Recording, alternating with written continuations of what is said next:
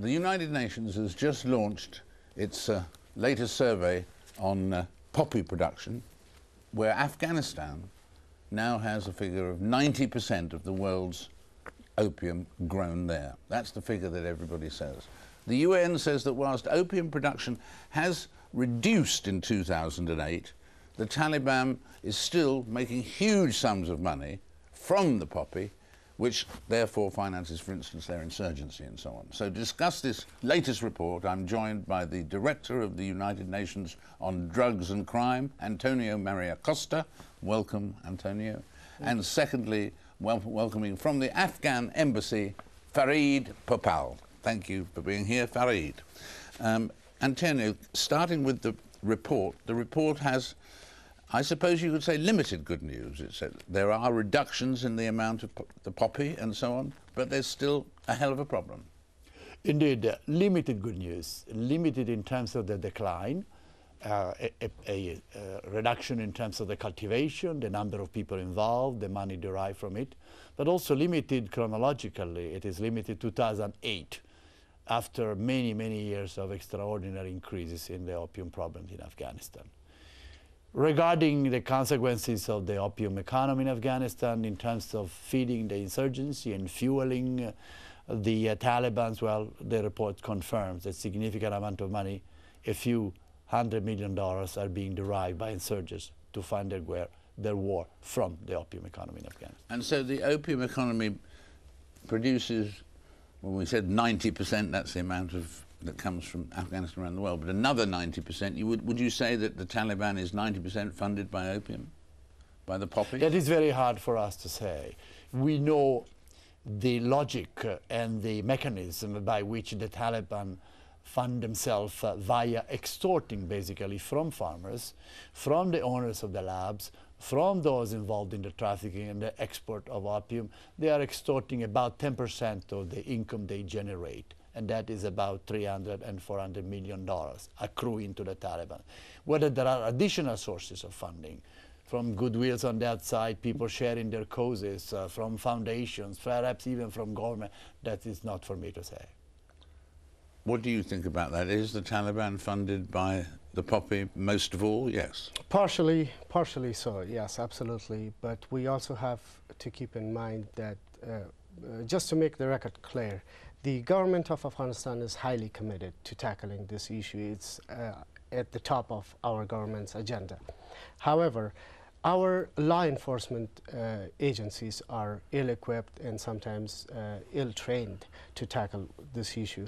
But yes, it is partially funding the insurgency. We also have to focus on where the rest of the 90% of the funding comes, and the international community needs to focus on that as well. And in terms of dealing with this situation, they're talking about the US wanting you to eradicate the poppy fields. Is that practical? It is practical in the long run. It's an issue that involves cultural understanding. It's an issue that is multidimensional. So you cannot just decide on eradicating this and go about it. You need to think about the alternative livelihood in providing farmers with other means of living. So there has been a growth in the number of farmers turning to wheat, hasn't there, in the last year? Yes, it is. It is as a result of this wheat shortages around the globe, and that in a small portion caused the price of the opium to come down from $100 per kilogram to something like $60 or $50. And it has encouraged some of the landowners to go about and farm wheat instead of opium. Antonio, what else can the West do and the rest of the world do to help this situation? The rest of the world, first and foremost, the rest of the world should consume lower amounts and lower tons of opium and heroin. Heroin is the drug of choice, or historically has been the drug of choice in Europe, Western Europe, Eastern Europe, Russia.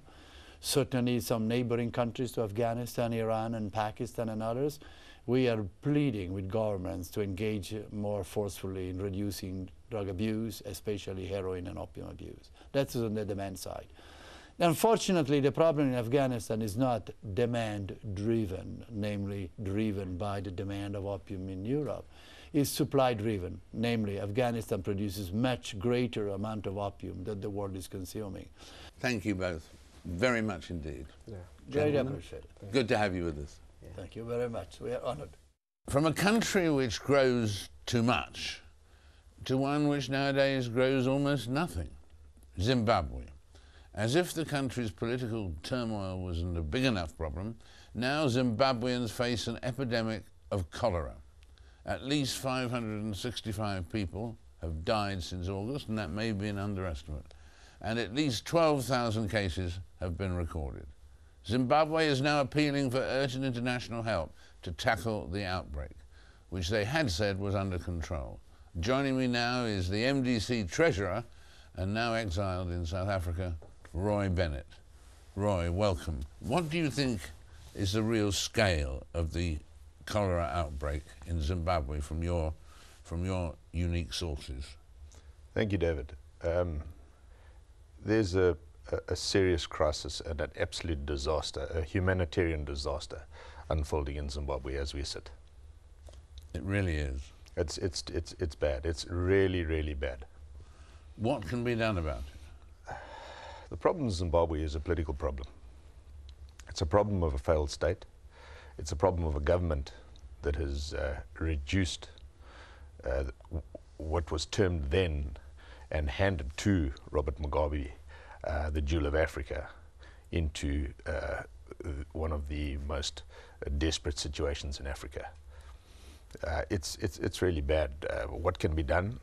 There has to be political change. The people of Zimbabwe have spoken. The people of Zimbabwe went to election on the 29th of March.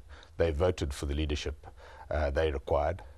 The regime refused to transfer power, and for the sake of power and wealth, they hold on through might to power in Zimbabwe, and having introduced policies that have reduced every single state organ into total ineffectiveness, you have a total failed and collapsed state.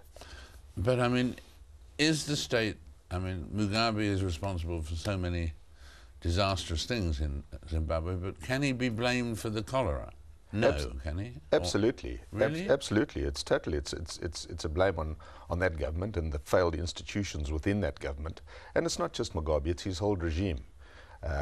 What you have to understand, David, in Zimbabwe today, what has brought it to the total collapse and failure that there is that it is no longer a government. It's an elite club of a mafia-type thuggery, which has used political power, corruption, patronage, and nepotism to control every aspect of governance through whatever license governments issues, and have reduced those down to nothing. So the water reticulation systems no longer work. The health and medical systems are totally collapsed. The whole place is just non-entity. And so, when are we going to see any action? Do we literally have to wait now these talks haven't worked out, wait for Mugabe to go before anything gets done?